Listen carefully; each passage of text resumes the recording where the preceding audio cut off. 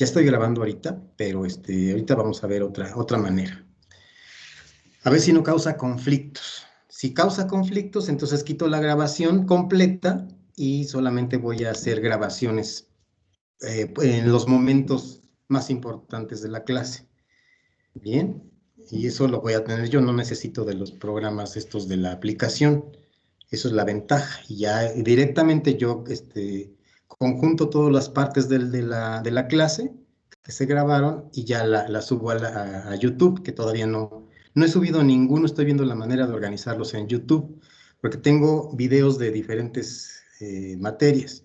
Pues quiero organizarlo por materias, pero todavía no veo cómo hacer esa división, a ver si se puede. Creo que no se puede, no sé. A lo mejor ahí tengo que hacer varios canales para que pueda ser posible. Pero bueno, eso ya lo veré más adelante.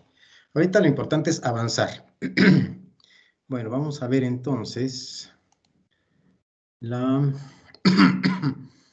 aquí en documentos tengo ya algunas presentaciones, entonces voy a trabajar sobre esas presentaciones. 2020, Teams, aquí está.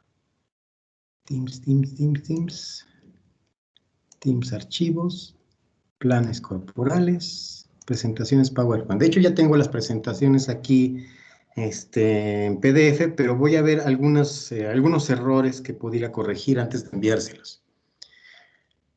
Ya hay material, no sé si me falte algo todavía. Por favor, recuérdenme qué me falta para que yo pueda, para que pueda enviárselos. Y les haya comentado, ya está y no está.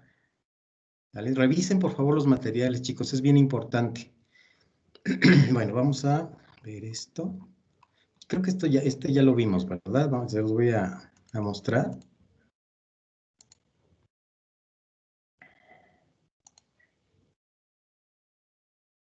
Sí lo vimos la clase pasada, ¿verdad?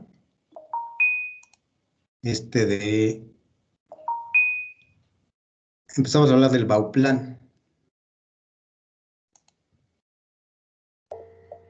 Sí, profe. Ok, vale, entonces vamos con el siguiente. No sé si tengan preguntas todavía sobre esta presentación, si la revisaron y entonces dijeron, ay, ¿y ahora qué aquí de qué se trataba, no? Guardo esto y voy a sacar ahora el otro, el 1C.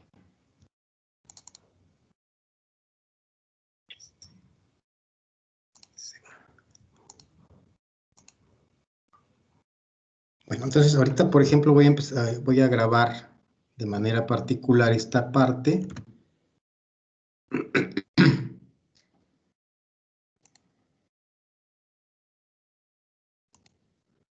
Para tener el comienzo de esta sesión. Entonces continuamos con el programa, con la unidad 1.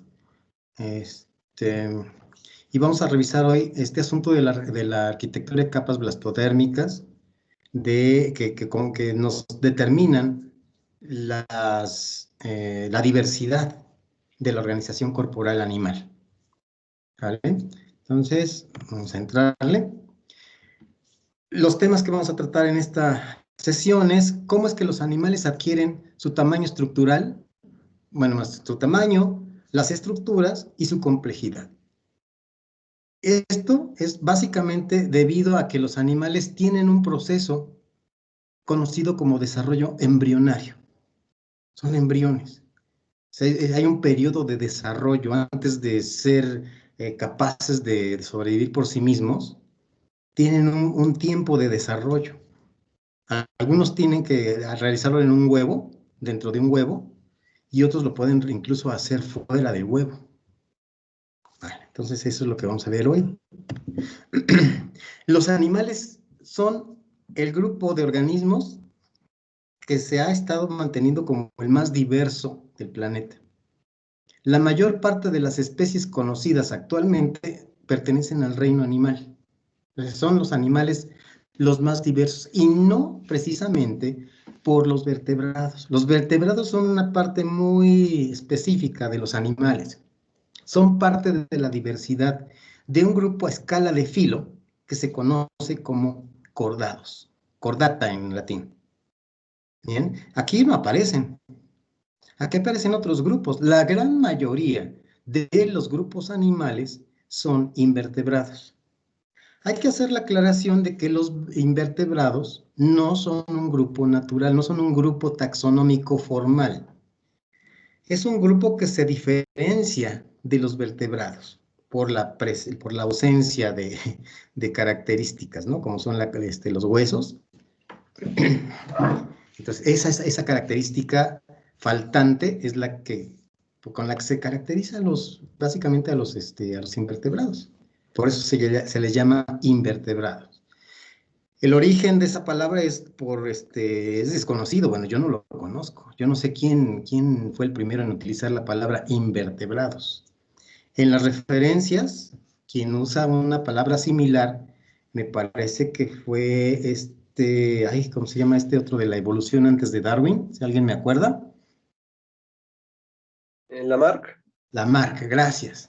Lamarck hace una referencia a un grupo que a él le interesaba mucho, que era precisamente este conjunto de diversidad de animales sin vértebras, y así los llamó. Animales sin vértebras. No les dijo invertebrados, les dijo animales sin vértebras. Y no los propuso como un grupo, simple y sencillamente escribió sobre ellos. Hizo una serie de trabajos en donde abordaba grupos de animales sin vértebras, y así les llamó.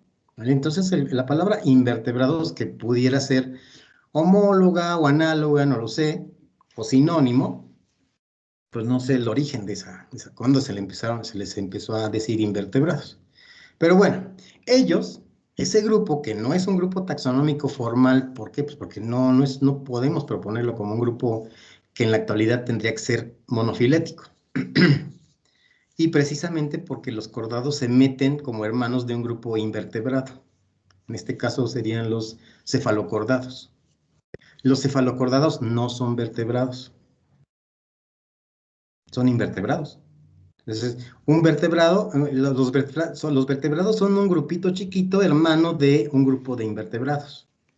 Por lo tanto, este grupo, conocido como invertebrados, no es un grupo taxonómico formal. Es un grupo que nos ayuda nada más a distinguir que hay grupos que no tienen vértebras. Es lo único que podemos hacer. Y lo seguimos manejando porque así se sigue manejando en la literatura. Y se seguirá manejando, así lo necesitamos. Pero es bien importante remarcar que invertebrados no es un grupo taxonómico formal. Ya me extendí mucho, pero es que ya, ni modo, ya me metí en ese asunto. Un grupo formal, un grupo taxonómico formal, tiene que ser nombrado y reconocido actualmente como un grupo monofilético. Entonces, lo que pasa con los invertebrados es que sí es un grupo funcional, educativamente hablando. O sea, lo distinguimos de los vertebrados y nada más. Ustedes tienen materias relacionadas con vertebrados y estas materias relacionadas con invertebrados, que básicamente son planes corporales de invertebrados y zoología de invertebrados, los que van al eje de grupos. ¿Vale? Bueno, ya, hecha la aclaración, continuamos. Son los animales los más diversos del universo vivo en el planeta. ¿Sale? Aquí vemos ejemplos en la lombriz de tierra, que se representaría, perdón, a los anélidos, anélida. Aquí tenemos a un rotífera, un representante del filo rotífera. Aquí tenemos varios filos conocidos como, aquí estamos nombrando a los etoñatos, bueno, aquí nombran, ¿no? El género híjole, se me hace difícil pronunciar, Amisquia, quién sabe. Es un género, ¿no? Aquí vemos un género, no sé qué grupo filético pertenece. Rotífera, si es un filo, Microñatozoa, otro filo, y Ñatostomúlida, como otro filo. Estos son representantes del filo conocido como Briozoa. Y tenemos aquí a este gusano plano, que es un platelminto, o sea, el filo platelmintes. Aquí tenemos el representante del filo Cnidaria, un representante del filo Equinodermata, este cangrejo, aunque me está tapando un cangrejo, un camarón, que sería un representante de los artrópoda. Y tenemos aquí otro artrópoda, que es esta araña, los arácnidos o las queliceriformes. Aquí tenemos dos representantes del filo molusca, que sería un bivalvo y un caracol, un representante de porífera. Y no están todos. Hay 36 filos animales descritos, por ejemplo, en el Brusca. Bueno, ya en la versión actual ya no sé cuántos filos esté considerando. Pero ahí rondan los 36, 37, 35, ¿no? No sé, ahorita no sé cuántos sean.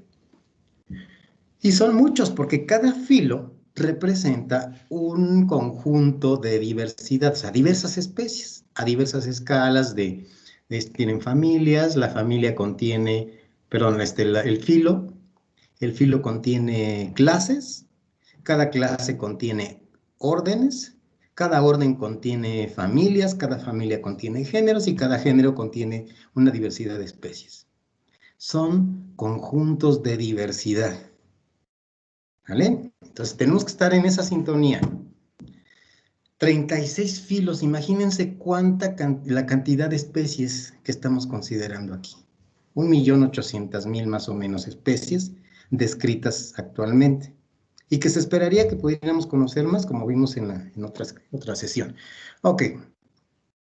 Entonces, ¿qué es lo que estamos viendo? Una gran diversidad que señala entonces gran diversidad de diferencias de tamaño, muchas formas, incluso dentro de los mismos grupos, a las diferentes escalas, tenemos diferentes formas que pueden ser muy variables, o muy homogéneas, o sea, muy parecidas, o muy distintas. Las complejidades también son distintas entre los grupos animales a escala de filo. Los filos tienen diferente grado de complejidad en comparación con el resto de los filos. Cada filo es un patrón corporal específico a esa escala, la escala de filo. Y también tenemos escala de subfilo, o sea, de filo, a ver, hoy, clase, orden, familia, etc. Esas son las escalas. ¿Vale? Entonces continuamos. ¿Y cómo es posible que existan tanta diferencia morfológica de diseño en los cuerpos de los animales? ¿Por qué? Bueno, pues los caminos evolutivos de los animales han probado diferentes líneas exitosas. Pero básicamente existe una tendencia general de todos los animales bueno, no es una tendencia, es un hecho de que los animales tienen un proceso de desarrollo, en donde vemos que en ese proceso de desarrollo, a partir de una célula huevo, una célula evidentemente eucariota, que resulta de la fusión de dos gametos, pues entonces a partir de ahí empieza una serie de eventos bastante interesantes, como es el hecho de que se empiezan a multiplicar. O sea, después de la fecundación, pum, se desata una serie de segmentaciones mitóticas. Ustedes recuerdan el proceso de la mitosis, ¿no? Entonces, eso ocurre frecuente, o sea, en un tiempo determinado se empiezan a producir, reproducirse, pues. Plop, plop, plop, plop, plop, todas en una pelota. Pero también hay una serie de patrones de segmentación específicos. Tenemos segmentación, ahorita la vamos a ver después con más detalle, la segmentación radial y la segmentación espiral, que son dos patrones distintos, claramente diferenciales. También existen diferencias en los cambios del eje de segmentación, lo que va a empezar a marcar una serie de características en el desarrollo de la aparición, por ejemplo, inicialmente, de un hueco, conocido como blastocele. Y después en otros grupos puede haber incluso la formación de un celoma. Entonces, todos estos patrones que en diferentes grupos están marcando es precisamente esas diferencias que nosotros podemos observar en la diversidad animal actual. Y luego también están en este patrón de segmentación y en los cambios del eje de segmentación se empiezan a marcar grupos celulares iniciales, conocidos como endodermo, ectodermo y mesodermo.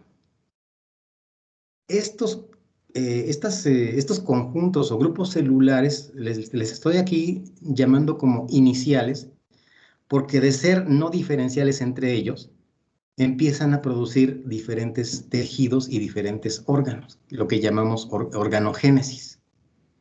Hay organogénesis a partir del endodermo, otra organogénesis, o sea, se producen otras cosas por el ectodermo y otras cosas por el mesodermo.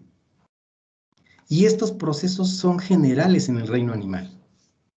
Las esponjas incluso tienen procesos de generación de embriones. Aunque son muy simples, que estructuralmente hablando las esponjas son muy simples, pero tienen procesos del desarrollo. ¿Vale? Entonces, acuérdense, si hay dudas me dicen, si se va el sonido me dicen, porque yo no puedo revisar ahorita qué está pasando. Entonces, como les comentaba, la fecundación del óvulo desata una compleja serie de eventos. Las células empiezan a aumentar en número. Una sola célula empieza a segmentarse, ¿no? 2, 4, 8, 16, y luego puede haber diferencias en el tiempo de segmentación, y entonces hay un cambio de números por origen de la célula que se empieza a segmentar o no en diferentes tiempos, ¿no? También hay un desarrollo de grupos celulares que da origen a los tejidos. Y también en ese desarrollo, al tiempo en que se están segmentando las células, se están generando más células, también se están estructurando, se están acomodando, dando origen, por ejemplo, en uno de los primeros eventos, pues sería la conformación de un espacio en esa bola de células, ¿no? Que sería el blastocele, en donde se da origen a la blástula. Vamos a ver, ya viene por acá. Okay. Esto, pues, empezamos a ilustrar un poco este asunto del desarrollo animal con este modelo. Ahorita les hablo del modelo. Entonces, el desarrollo animal, antes de que se empiecen a generar los tejidos o las células se empiecen a diferenciar en tejidos y órganos, hay una serie de estadios definidos que presentan prácticamente todos los grupos animales. Entonces, aquí tenemos el huevo, tenemos la división en dos, bueno, la segmentación en dos células. Esto es la división de esto. O sea, son como que fotografías de diferentes momentos. Este es el primer momento, segundo momento, 2 células, el tercer momento son 4 células, aquí serían 8, y aquí serían más, ¿no? Ya ni las puedo contar. Pero también vean que a la vez se empieza a formar en la parte central de esta esfera, que es un conjunto de células, es una masa celular aquí, pero aquí empieza a generarse un espacio interno. ¿Cómo se forma ese espacio interno? Pues las células empiezan a cambiar sus ejes. ¿Cuál es el eje de división aquí en esta parte de la historia? Bueno, pues aquí está el eje y un extremo al otro. Y luego también un extremo al otro, aquí. Un extremo al otro, pero puede empezar a sesgarse ese eje de segmentación, de tal manera que las células resultantes se reacomodan, perdón, y generan un espacio interno. Ese sería el origen de la blástula, con ese espacio blastocele, pues con ese blastocele, perdón. Ahora, estos patrones típicos de los libros de texto son el modelo correspondiente a los equinodermos. Quiere decir que los procesos de proliferación celular pueden variar en los diferentes grupos, en los diferentes filos del reino animal. Pero aquí siempre tomamos en cuenta esto porque es más fácil entenderlo. Por eso es que lo tomamos como ejemplo. No quiere decir que siempre sea invariable para todos los animales. Pueden haber excepciones y pueden haber otros procesos.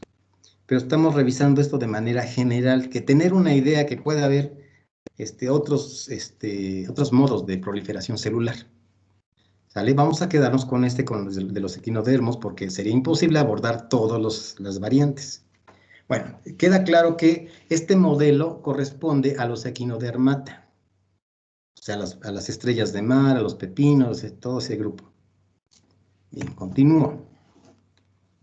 De la mórula a la blástula, aquí vemos ya claramente cómo hay un espacio interno. O sea, esta es una esfera que se está transparentando, donde vemos una cubierta del huevo, y aquí está el conjunto celular, donde vemos el ectodermo, aquí ya podemos considerar que esto es un ectodermo, es una capa de células que contiene un espacio que está lleno de líquido.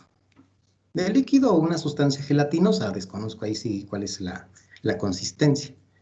Pero lo que sí debemos tener en claro que este espacio se conoce como blastocele.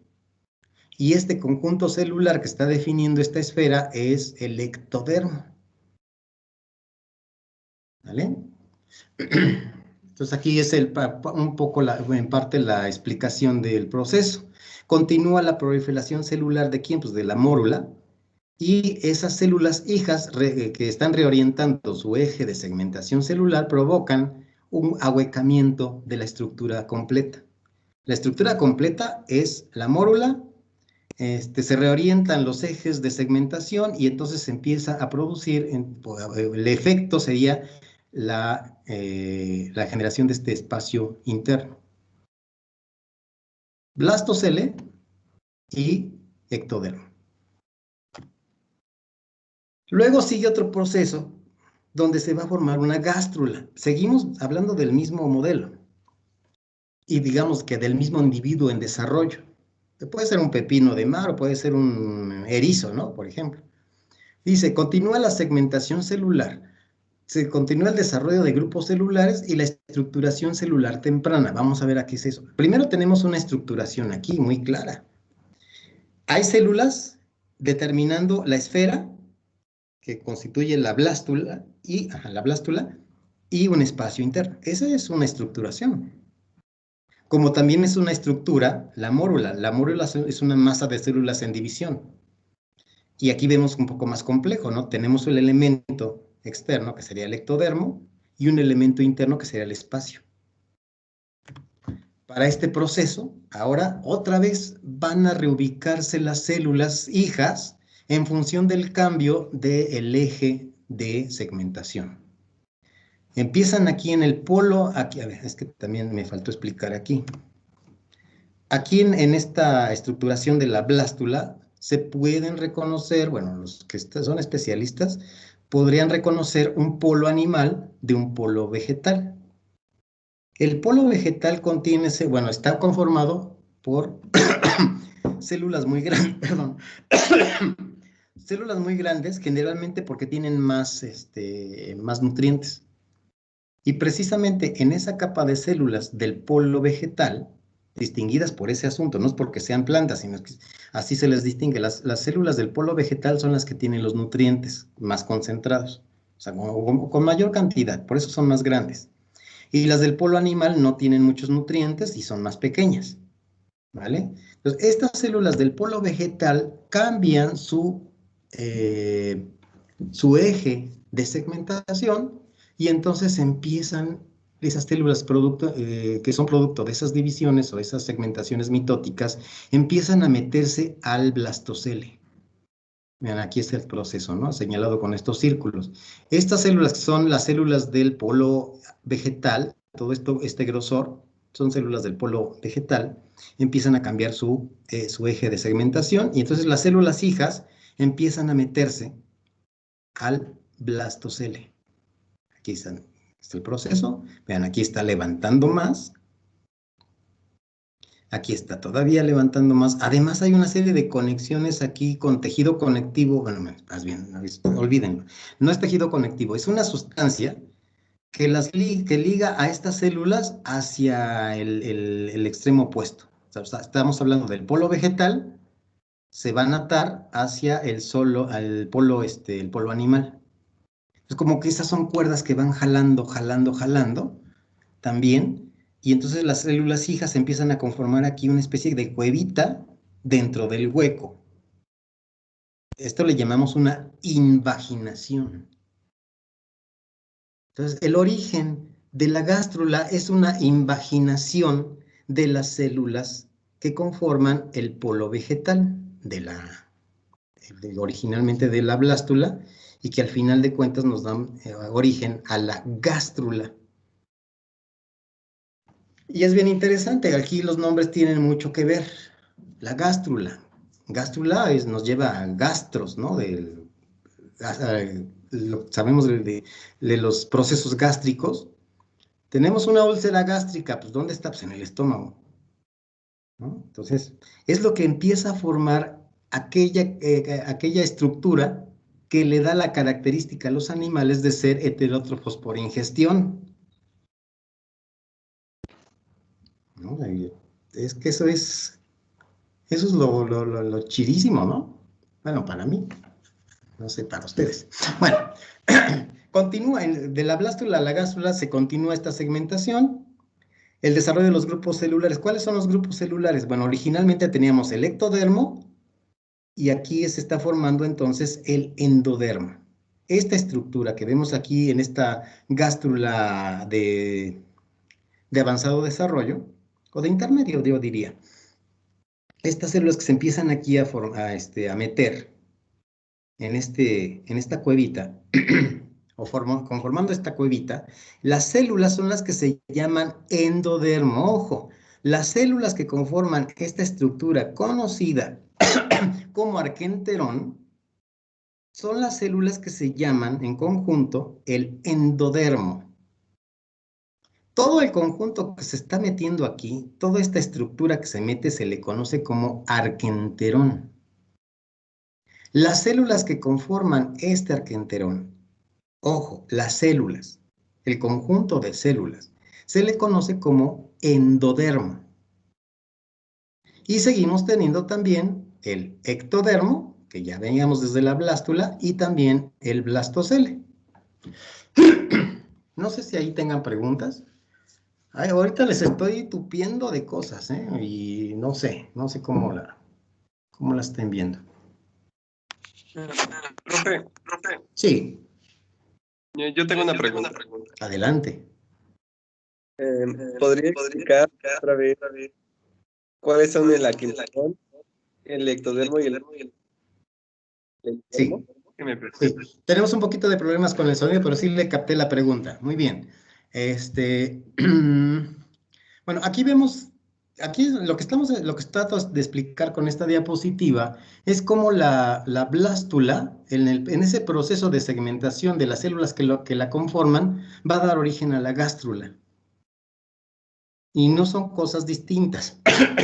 Es lo mismo en diferentes fases. ¿Vale? Eso que quede claro, por un lado. O sea, esto no es un organismo y esto es otro. No, es un proceso. Por eso hay una secuencia aquí de eventos. Ahora, ¿cuáles son los componentes de la blástula? No sé si eso se entendió para poder explicar la gástrula. Vamos a revisarlo otra vez. Las células que están aquí, bueno, aquí ven una célula, otra célula, otra célula, otra célula, otra célula. No sé si mi cursor está a tiempo porque luego esto se retrasa. ¿Sale? Esto es una capa de células y aquí están las células del polo vegetal. Y si ven ustedes, esto es más grueso porque las células están más grandes.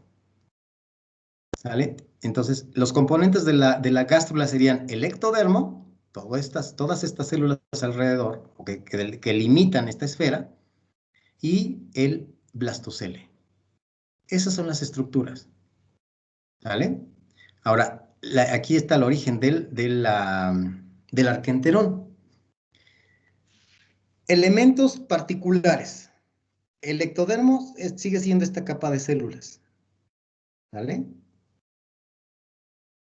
Tenemos aquí una capa de células que se está metiendo. Esa capa de células, ese conjunto de células es el endodermo.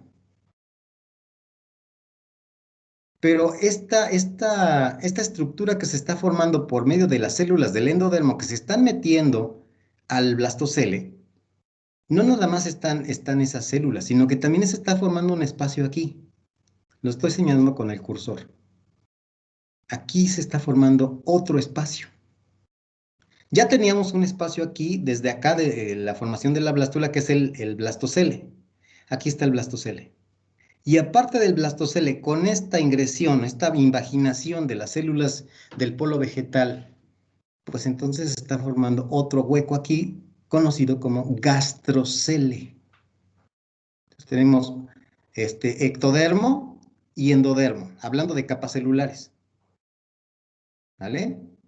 Capas celulares son ectodermo y endodermo. Estructuras. Está podríamos ya en conjunto, ectodermo, endodermo, blastocele y gastrocele. ¿Sale? Ahora, ¿qué conforma el arquenterón? El endodermo y el gastrocele. En conjunto son el arquenterón. No sé si quedó. Sí, profe, ya. Sí, esa es la parte un poco más difícil de entender a la gástrula, pero tiene que quedar claro para todos. El arquenterón es el conjunto conformado por las células del endodermo y el espacio que forman, que se le llama gastrocele. Esas dos cosas son el arquenterón. Ah, y también tenemos un blastoporo. Entonces, hay tres cosas que conforman el arquenterón. El endodermo, el gastrocele y el blastoporo. ¿Sí? ¿Se escuchó bien mi pronunciación? Blastoporo.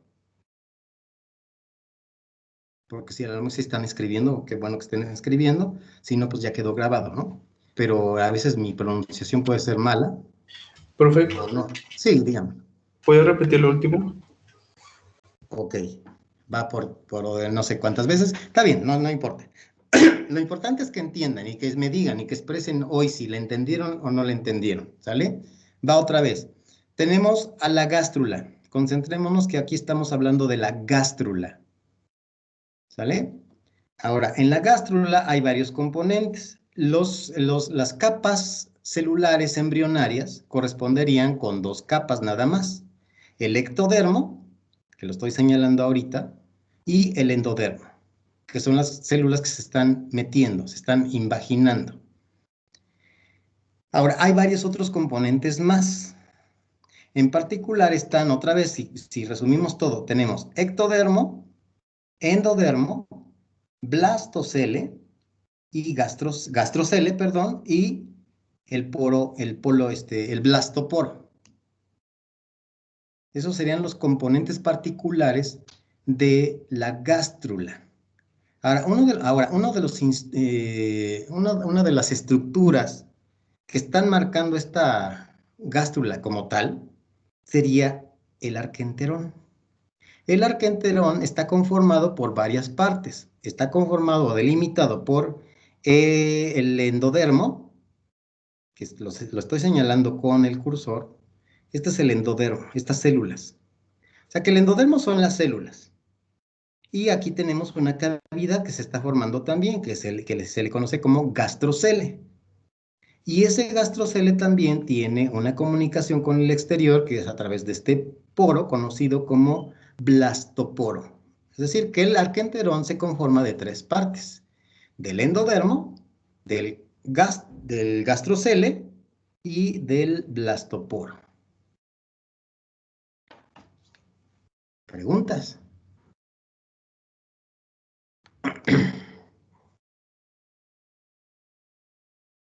¿Cuáles son las capas corporales? Bueno, ¿cuáles son las capas celulares embrionarias? Pues solamente hay dos. ¿Sí? Endodermo y ectodermo, porque estoy preguntando sobre las capas embrionarias, nada más. Ahora, estructuras.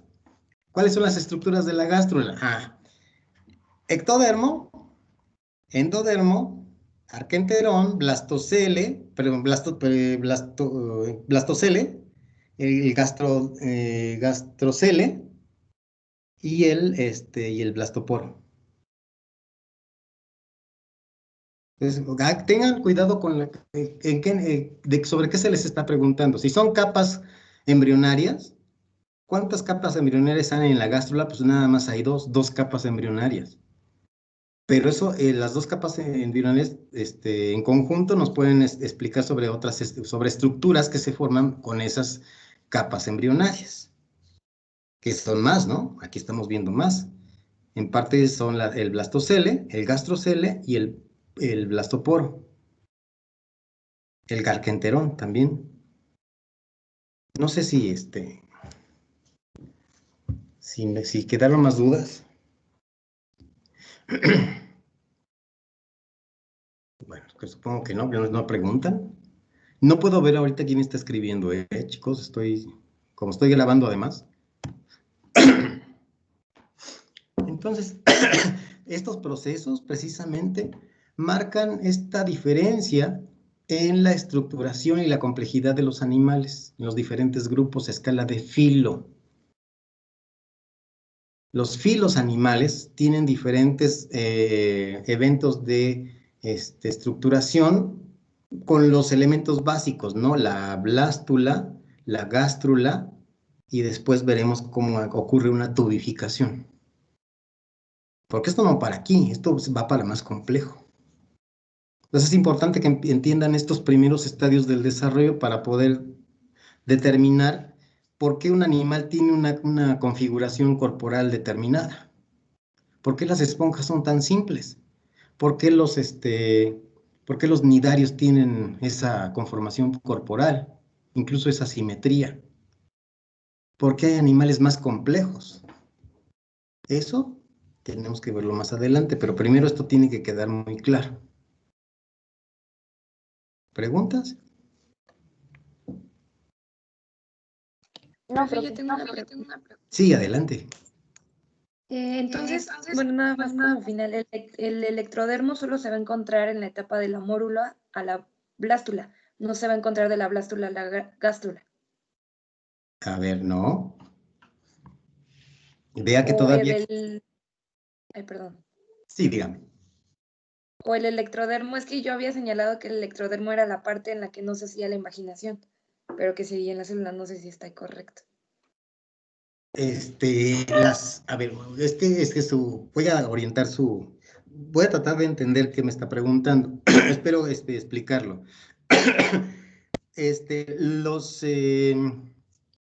A ver, espérame. Las capas embrionarias son capas embrionarias mientras no haya una diferenciación celular en cuanto a forma y función. Mientras sea eso, van a seguir catalogándose como endodermo, ectodermo y mesodermo. Mientras no haya diferencia de función y de forma de esas células que conforman esas estructuras, lo seguimos considerando como capas embrionarias. Las capas embrionarias pueden ser 3: ectodermo, endodermo y mesodermo.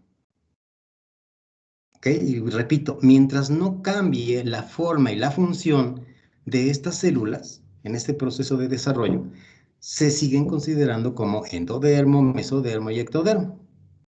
Cuando se empiezan a diferenciar en diferentes tejidos, por ejemplo, cuando se empieza a diferenciar una región de digestión, como es un estómago, un intestino, etcétera, eso ya es organogénesis. Y ya en ese momento ya no le podemos considerar endodermo. Por ejemplo, en el caso del endodermo va a formar el tubo digestivo de la gran parte de la diversidad animal, o un estómago. Cuando ya se diferencian con esas funciones, entonces ya no es endodermo, ya es el tubo digestivo o la bolsa digestiva. Si es un tubo digestivo, bueno, es el estómago. Es el intestino. Es el esófago, ¿no?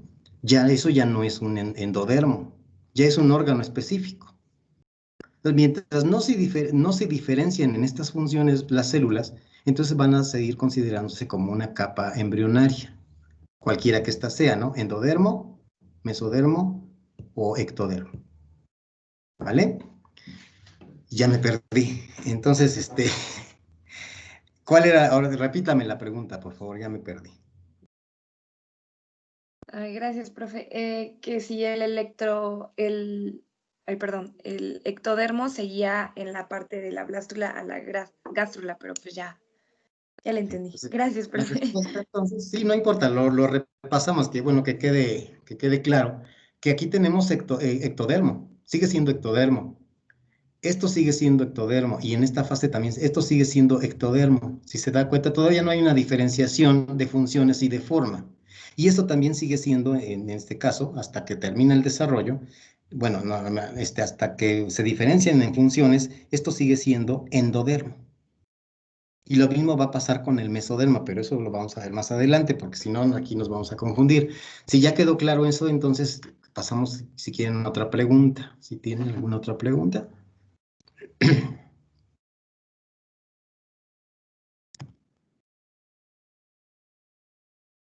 Estos procesos los estamos viendo en el modelo de los equinodermos. Todos los equinodermos tienen este proceso. Y otros animales también a escala de filo pueden tener estos procesos igualito como en estas formas. Lo que sí es seguro es que en el reino animal, cualquiera que sea el filo, vamos a poder reconocer el endodermo, el ectodermo, el mesodermo, el blastocele y el gastrocele y el blastoporo. ¿Vale? Entonces, esto puede confundirse en otros grupos. Por ejemplo, en el caso de los cordados, en el particular de los vertebrados, pues esto puede ser distinto, pero siempre van a estar esos elementos básicos. Entonces, continúo. Bueno, no sé, ¿cómo ven la carga? ¿Está cordial o está como para pensarse y de volver a repetir el asunto? O sea, que ustedes ya una vez que se cuelgue el video, vuelvan a repasar esto antes de entrar a lo siguiente, o consideran que ya. Profe, Dígame. en lo personal pienso que si nos podría recomendar alguna literatura para entender mejor este tema. Ojalá tuviera yo un libro donde vinieran más a detalle esto. No sé qué tanto ustedes hayan leído previamente sobre este desarrollo animal. Desconozco, cada caso va a ser particular, diferencial de los demás. En qué medida han explorado este asunto del desarrollo embrionario. Pues si no lo habían revisado nunca, ese es un gran problema, porque los profes damos por hecho que lo van a entender, cosa que me he dado cuenta que no, que al final de cuentas siguen confundidos y entre toda la maraña de actividades que tienen en su vida cotidiana, pues dicen, lo reviso después, ¿no? Y pues realmente las actividades cotidianas nos absorben y esa intención, esa buena intención de revisar esto, pues pues se va, ¿no? Se diluye. Hay después, llega el examen y ese es el momento, una hora antes en que estamos revisando estas cosas. Pero ese es el gran problema. Entonces, ¿Profe? los que están, espérenme tantito, déjenme terminar, ahorita déjenme terminar, porfa. Entonces, los que están en esta situación son los más, más en desventaja. Hago referencia a esto porque en los libros, por ejemplo, el Brusca, no detalla esto que les estoy explicando acá. Directamente les muestra un dibujo en donde se asume que ustedes van a entender ese dibujo.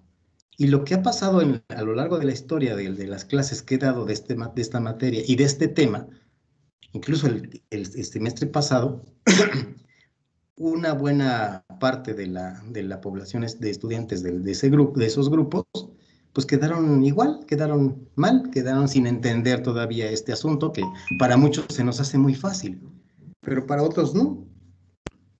Entonces, no sé. Por eso quiero que me digan, ¿qué pasó? ¿Quién estaba, Yo, perdón. Es que No, había levantado mi mano, pero no sabía si ya la había sí, visto. acuérdense que no veo cuando Por estoy haciendo. eso, como que hablé cuando hizo silencio.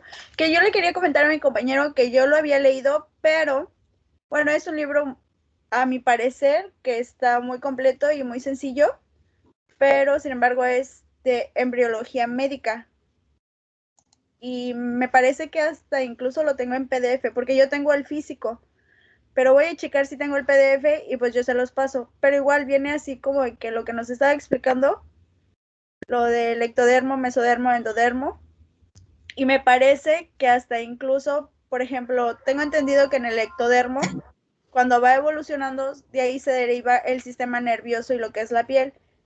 Entonces, como te explica todo eso, y en la parte que nos estaba explicando de la invaginación, de ahí Sí, se deriva el conducto del cordón umbilical cuando ya se está formando el embrión. Ajá. Entonces sí viene como que algo explícito y no sé si les gustaría, pues es por mi parte es el libro que yo he leído, que es el Lachman, Embriología Médica, es de Sadler, y pues igual se los escribo si quisieran ver eso y checarlo. No sé si les sirva la verdad. Sí, no está de más otras fuentes de información. El caso particular, por el título que nos está comentando, es que es una embriología de los vertebrados. Entonces, acuérdense que los vertebrados, y por eso es importante que consideren que los vertebrados son una parte muy pequeña de la diversidad de los animales, y que lo que estamos revisando en este curso es aplicado sobre todo en invertebrados. Eso sería un poquito el problema, pero bueno, no está de más que vean que dentro de los vertebrados, este proceso es muy similar.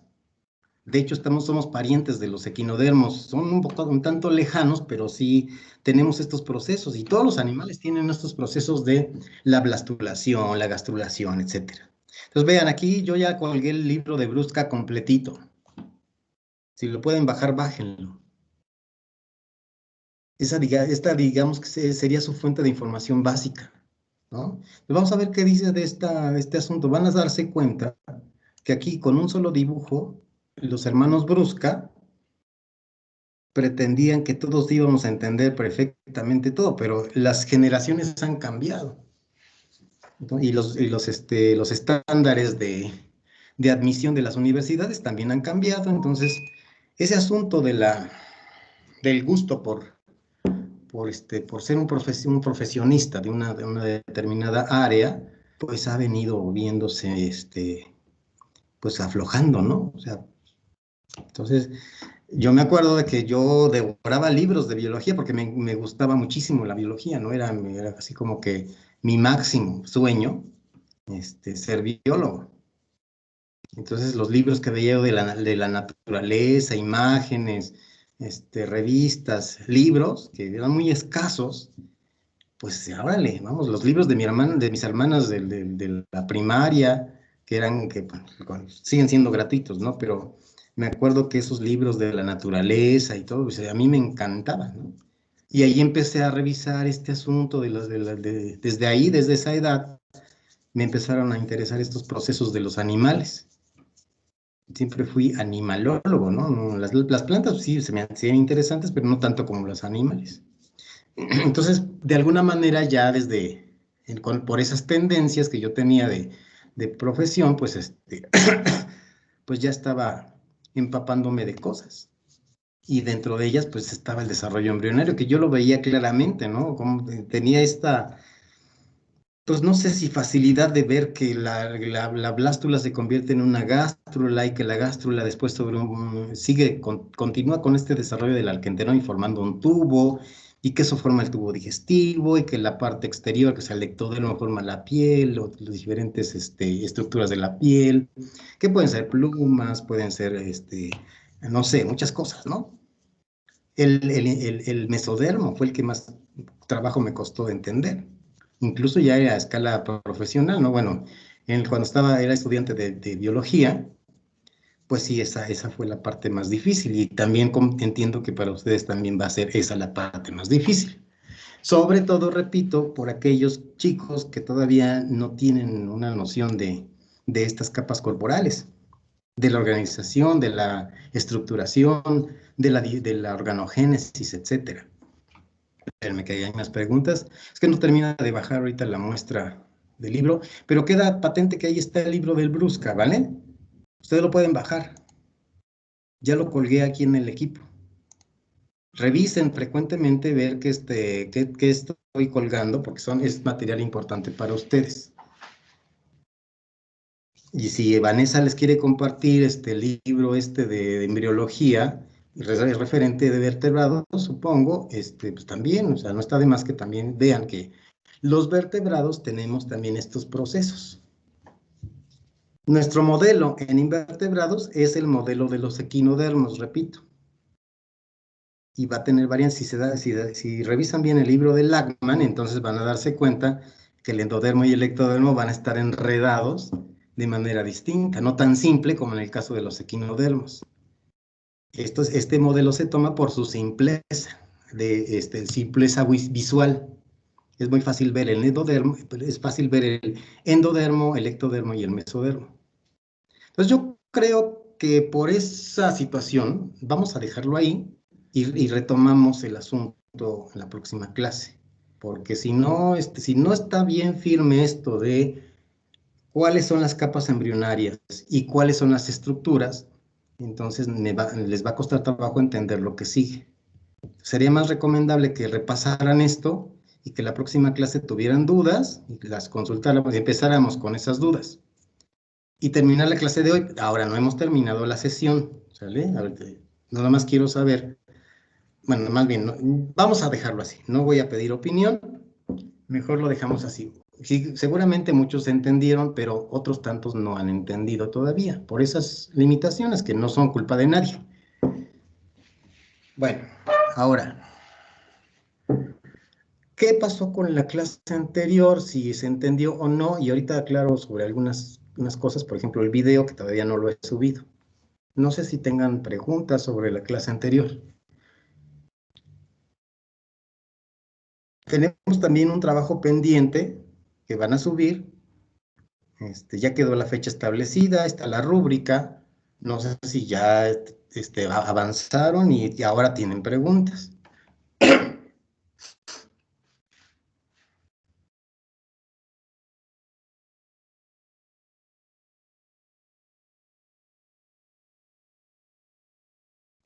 Profe, Sí.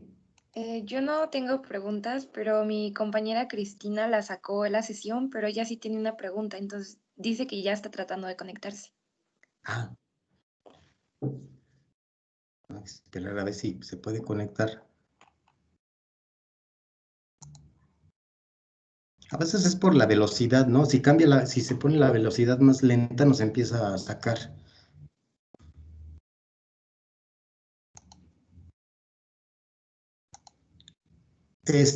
La página que les mostré sería una guía nada más respecto a los autores, que quedamos que eran 5. Pero yo fui muy claro al decir que la descripción en cada tarjeta tenía que hacer referencia solamente al asunto de los animales. Eso no sé si quedó claro o no quedó claro. Profe, ¿Mm? Es que no se escucha bien, se corta. Se corta, Dolores, se corta el sonido. Ah, ok. Bienvenida, Dolores.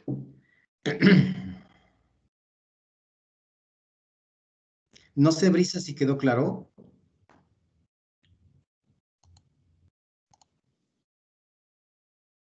Sigue Dolores, adelante.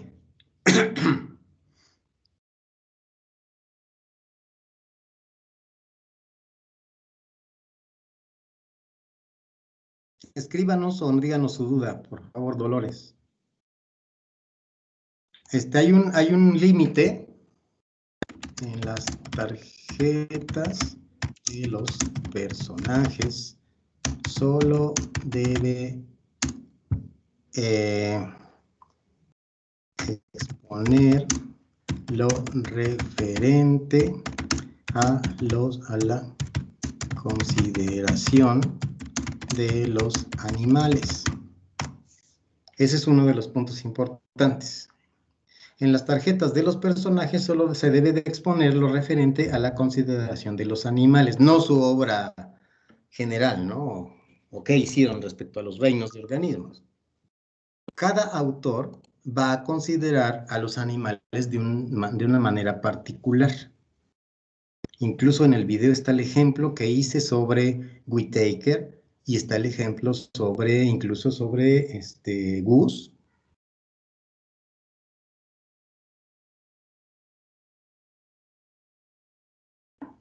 ¿Ya tiene el video, Andrea? Y vean, todavía no termina de... Oye. Si es de la clase pasada, yo ayer en la noche lo pude checar y de ahí saqué parte de la información. Ah, ok, qué bueno que ya se subió el video y que ya lo tienen a disposición. Ahí en el video pueden ver las veces que ustedes quieran, y si tienen dudas todavía me dicen. Y en la página que yo les dije, bueno, el peligro de la página es que ustedes copian y peguen. Estamos mal acostumbrados a hacer eso, ¿no? Copiar y pegar. Y dice, ya, no, pues si yo lo saqué de donde la página que dijo, ¿no? Ah, pero lo que yo pedí no es que pegaran y que copiaran y pegaran. Lo que yo les pedí es que llegaran a una conclusión breve de cómo considera ese autor a los animales, en función de lo que él dijo, o en función de lo que él haya podido decir de manera particular, o asumiendo el esquema de clasificación. Por ejemplo, para el caso de Copeland y de Whittaker y de Guss, que no hablan de los animales, nos hablan de unos sistemas de clasificación. Ahora, dentro de este sistema de clasificación particular para cada uno de esos autores, ¿cómo serían considerados los animales? El caso de Whittaker no habla de los animales. En la página no dice algo referente a los animales. Habla de cómo él clasificó el mundo vivo y dijo que hay 5 reinos. Y dijo que cada reino estaba determinado por una serie de criterios de pertenencia. Y los criterios de pertenencia para el reino animal serían eucariotas, pluricelulares, heterótrofos por ingestión. Y esto no lo dijo, pero sí, bueno, sí lo dijo, pero no lo dijo. No, a ver, en general, un animal para Whittaker sería un organismo eucariota, pluricelular y heterótrofo por ingestión. Eso es lo que tiene que decir la tarjeta. No quiero una tesis de doctorado. Una afirmación que sea acorde con el esquema de clasificación de Whittaker, referente solamente a los animales. Si empiezan a meter a otros grupos, entonces ya la cosa está mal. No entendieron entonces cuál era lo que yo les pedía, qué era lo que les pedí. Y en el video está. A ver, quiero que me digan sobre, a ver si alguien y yo les diré si es correcto o no. Alguien que nos diga cómo consideraría entonces Guss a los animales.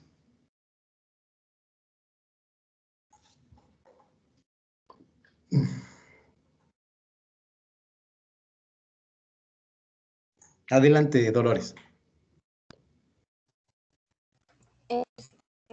Los consideraría como seres eucariotas que comparten un ancestro de tipo unicelular, que también es eucariota, A ver, más o menos, pero todavía hay que afinar ese asunto. ¿Qué pasó? A ver, Rubí me parece que quería tomar la palabra. Ahorita hacemos la aclaración, Dolores. No, profe, iba a decir lo mismo. Bueno, entonces en el caso de Guss, pues Guss particularmente solamente tomando en cuenta a Guss, consideraría que los animales pertenecen al grupo del dominio Eucaria. Hay que usar las palabras particulares del autor, ¿no? Los conceptos particulares del autor, que sería Eucaria.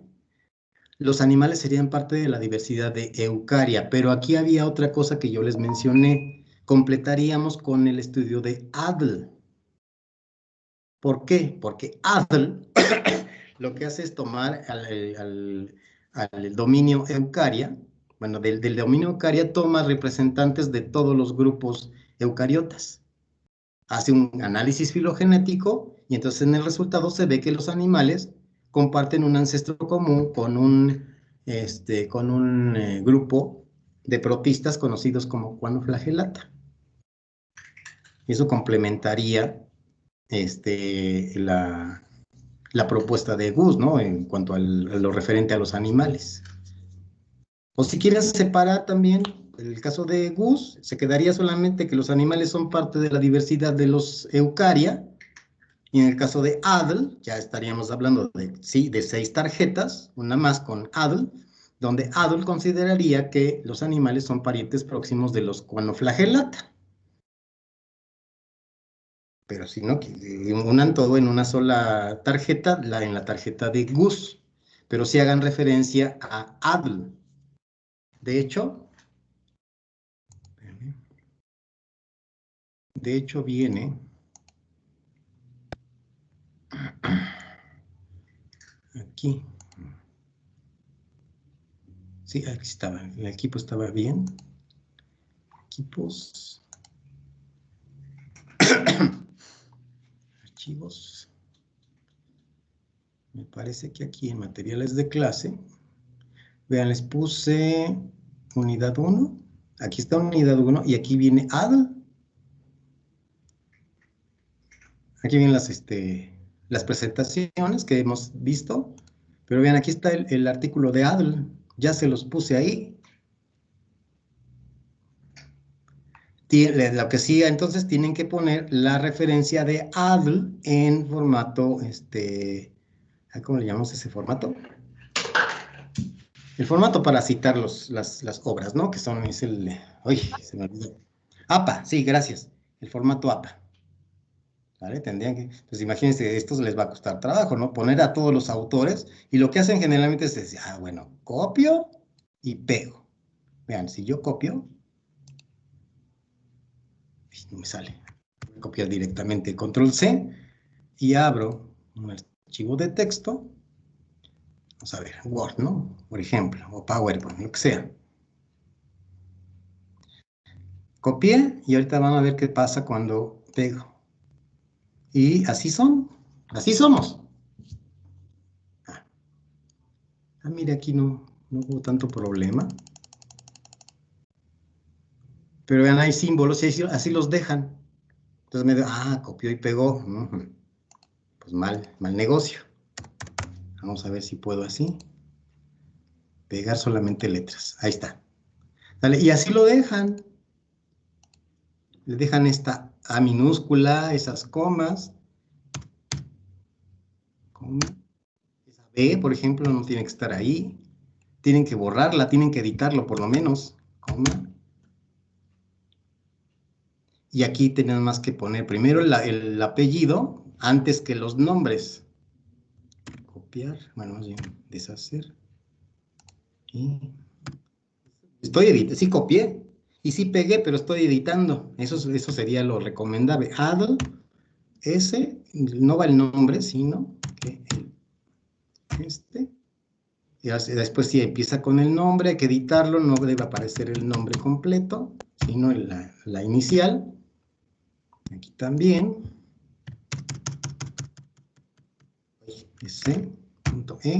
Lane. O sea, las iniciales y el apellido. Iniciales y el apellido. Si se dan cuenta, el primer autor empieza con el apellido y luego los nombres. Coma, el siguiente autor empieza con las siglas del nombre y el apellido. Siglas del nombre y el apellido. Así, los autores que sean. Y todas estas letritas que salen de haber copiado y pegado, las tienen que quitar y editar. Todas, digamos que ya quedaron todas correctas, y ahora viene punto, el año 2000, creo me parece 2012, punto, el título, y ya ¿no? Si lo van a copiar, por favor, edítenlo de manera que sea correcto. Si se fijan aquí en el artículo, el título es que no me sale aquí copiar, le copio directo, aquí lo pego, ¿no? Entonces vean, sale en un tamaño de letra distinta. Entonces, como ya me amañé con estas cosas, el pegar no es cualquier pegado, sino que es pegado así, y ya me respeta las letras anteriores. Punto, el nombre de la revista.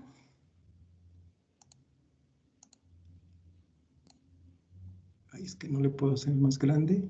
Sí, aquí está. 125, ahí está.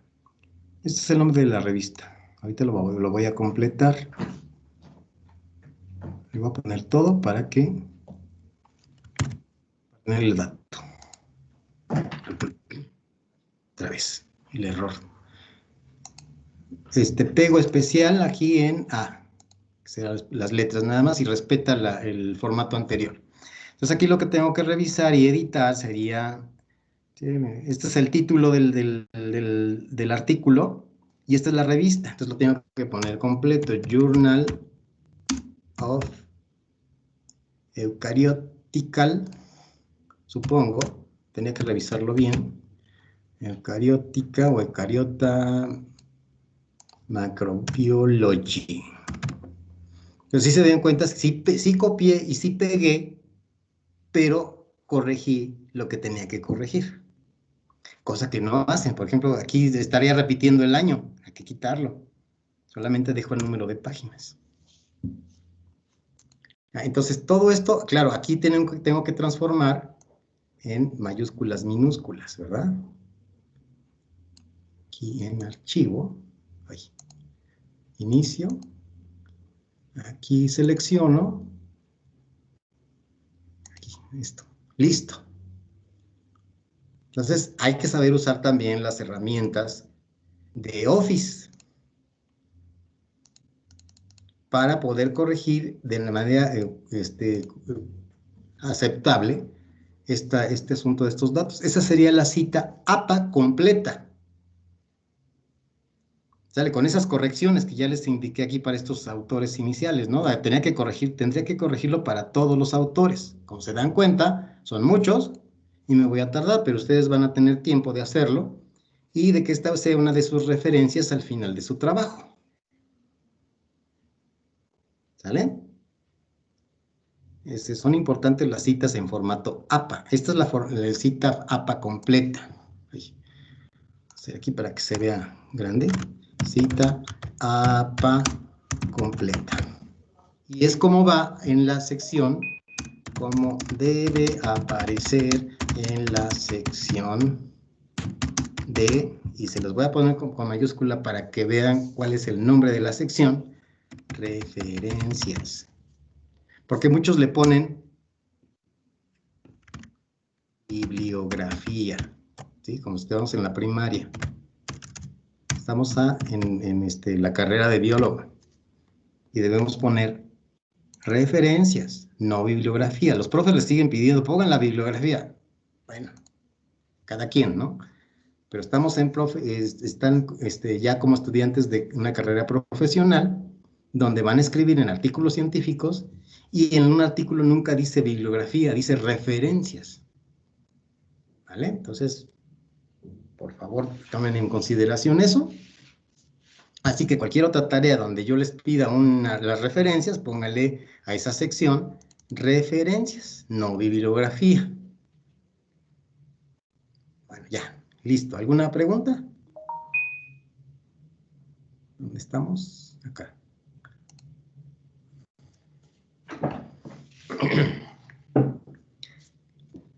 Bueno, no sé si todavía sigamos con dudas con este asunto de esto, el lío.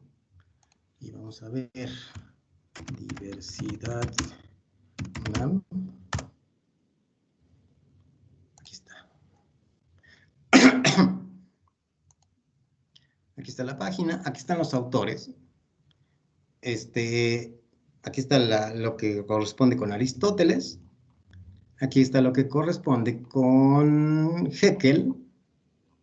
Linneo. No sé si Linneo quedó dentro de las tarjetas.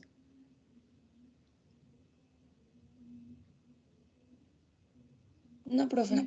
¿No? Ok. Entonces, Haeckel. Haeckel sí quedó, ¿no?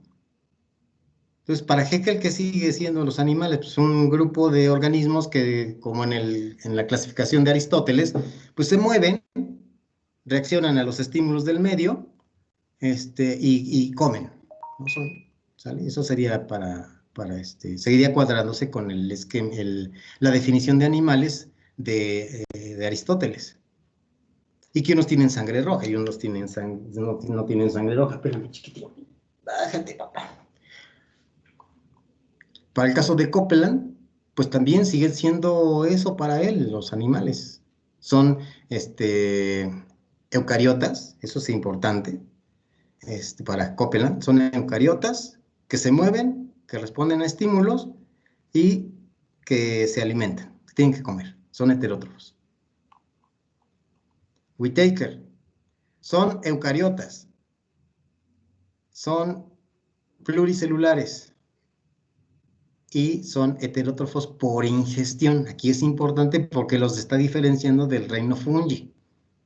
Copeland no, Copeland sigue considerando que los fungi están dentro de Plantae. Pero como Whittaker sí considera este asunto, es que entonces si no los voy a poder diferenciar de los animales. Pero el reino fungi y los animales se diferencian porque los animales comen y los hongos absorben. Todo lo demás, las otras características son similares, pero en particular para la forma de nutrición, los hongos absorben mientras que los animales tienen que consumir. Para Gus, solito Gus sería, los animales son parte del dominio eucaria. O son parte, sería más correcto decir, los animales son parte de la biodiversidad del grupo eucaria. Del dominio, ¿no? Del dominio eucaria. Tenemos que leer las palabras que ellos usan, los conceptos. Si quiero ser más detallista, entonces tengo que aumentar este asunto de ADUL. ADUL, consideraría entonces que además los animales serían el grupo hermano de los Choanoflagellata. Y listo, la tarjeta ya quedó.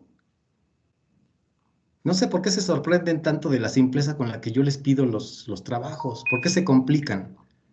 Mi sorpresa para mí es, bueno, mi pregunta es por qué se complican. Y eso les deja atónitos, ¿no? Porque a la gran parte de ustedes que, pues yo lo que quiero es simpleza. Porque me ayuda a evaluar. Pues a mí, ¿qué me interesa si ponen más cosas que lo más probable es que sean cosas superfluas que no tengan gran relevancia? Por eso es que yo les pido las cosas más simples, lo más simples posibles. Claro, respetando los elementos necesarios. No sé si tengan más preguntas.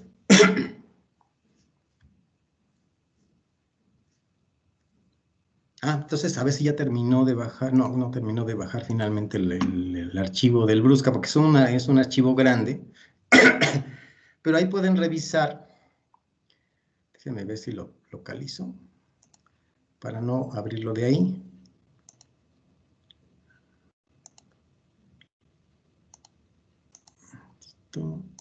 Esto. A ver.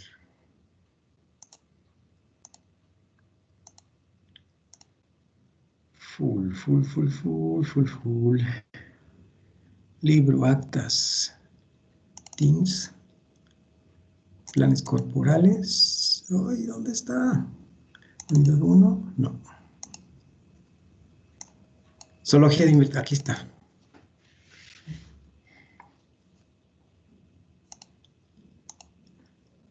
Y aquí puedo más o menos mostrarles que esto que yo les estoy detallando no viene en el Brusca. Y que el Brusca solamente viene con más cosas combinadas. El tema, del sistemática, en mi caso legal viene malo como la carne de puerco. Vean, la arquitectura animal y el concepto de modelo de organización. Aquí viene todo revuelto lo que tratamos de separar en el temario de planes corporales. Vean, aquí vienen las simetrías. Habla también de las simetrías de los protistas, pero los protistas no son animales. Entonces ahí empiezan a confundirse. ¿Cómo el profesor dice que solamente hay simetría bilateral y simetría radial, cuando el Brusca dice que hay simetría esférica? Pues no, los animales no tienen simetría esférica. Los que tienen simetría esférica son los protistas, pero los protistas no son animales. Así que eso puede ser una cosa confusa, ¿no? Para ustedes. La simetría bilateral, que revisamos también. Las capas corporales. Vean, combina asuntos de los protistas. Músculos, esqueletos, procesos celulares de obtención de nutrientes, pero esto es para aplicarles posiblemente para esponjas. ¿Y qué pasó con los otros animales? Con los animales, bueno, quién sabe, ¿no? Ahí viene otro efecto de confusión. Hábitats. estructuras, osmorregulaciones, o sea, todos los temas más o menos que vienen en el programa, pero revueltos. Intercambio gaseoso, aquí ya se mete con los sistemas circulatorios, el intercambio gaseoso, de manera general, ¿eh? El sistema nervioso, los órganos de los sentidos, y no sé dónde viene el desarrollo embrionario, la reproducción. Vamos a ver si viene en el siguiente. Aquí está. Desarrollo animal, ciclos vitales y orígenes, ¿no? Vean, lo que hemos visto hasta el momento, un poquito más detallado, con otros elementos que asumen que ustedes ya están entendiendo de entrada qué es lo que está pasando. Y por el resultado de las evaluaciones veo que no. Entonces, por eso me preocupa. Así que vamos a ver, ¿qué más? Vean aquí los diferentes tipos de segmentación, que no les hablo en el tema porque primero tienen que entender que hay un proceso de segmentación, tiene que entrarles en la cabeza cómo a partir de un cigoto, de una célula huevo, empieza a haber una serie de segmentaciones, una reproducción celular que nos lleva a la mórula y luego que la mórula nos lleva a una blástula y luego la blástula nos lleva a una gástrula. Hasta ahí es donde vamos, ¿no? Pero aquí vean, hasta les está diciendo si hay un destino de cada célula. Y eso, pues, sí, asumiendo que ya entendieron esta parte, y pues yo pienso que no lo han entendido todavía. Ya, tipos de blástula, gastrulación. Vean, aquí viene la gastrulación.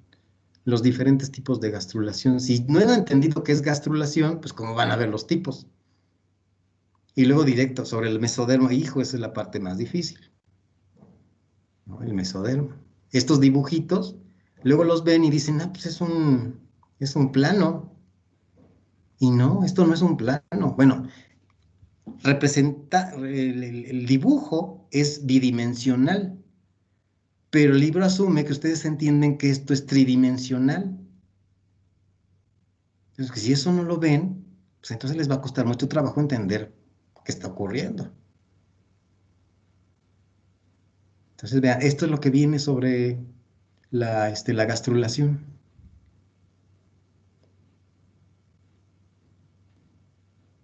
Y no vemos las fases, ¿no? Entonces, ese es el gran problema del Brusca. No está de más que lo tengan y que lean algo, el contenido, para que tengan preguntas. Yo creo que es muy importante considerar que estos dibujitos no son, bueno, son representaciones bidimensionales de algo que tenemos que considerar invariablemente como tridimensional.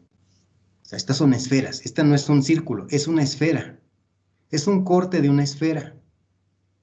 Y eso les cuesta trabajo, ¿no? Nos da flojera de, ay, qué flojera imaginarme que es una esfera y que está cortándola, ¿no? Que es un corte, es una rebanada de la esfera. Y es una representación, pero bueno, sí, es una representación de una esfera, porque tenemos que asumir que es una esfera y qué ocurre en esa esfera, de la información de esos cortes, de esos cortes bidimensionales. Entonces, por eso yo les trato de ilustrar mejor así, ¿no? Esto parece más un tridimensional, ¿no? Que está en un plano distinto por el efecto de la fotografía que se tomó de este embrión.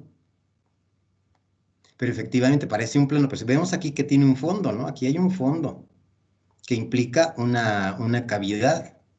Y sería, por ejemplo, la parte del corte. Y asumiríamos que arriba de esto estarían otra vez la repetición, conformando una especie como de esfera. Eso es lo que yo trato de hacer.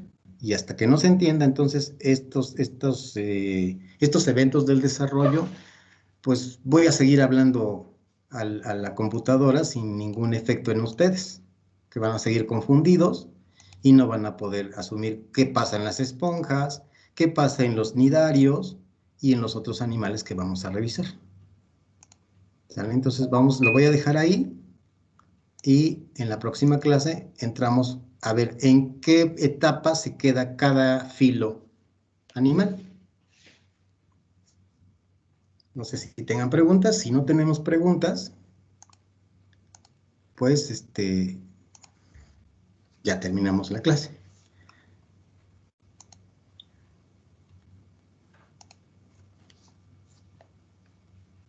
Mientras paso lista.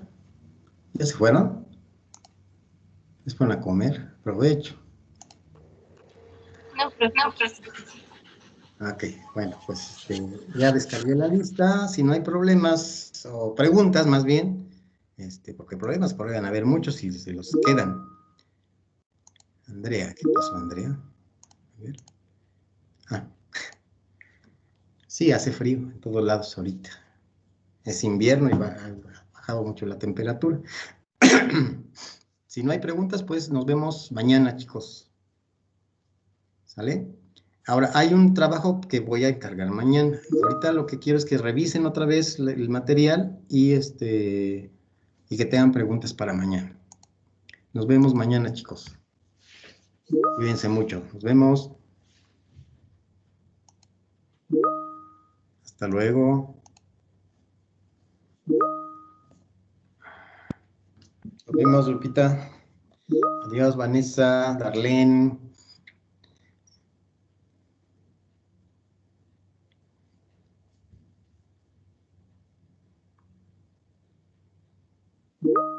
Hasta luego, Luis. Chao, Andrea.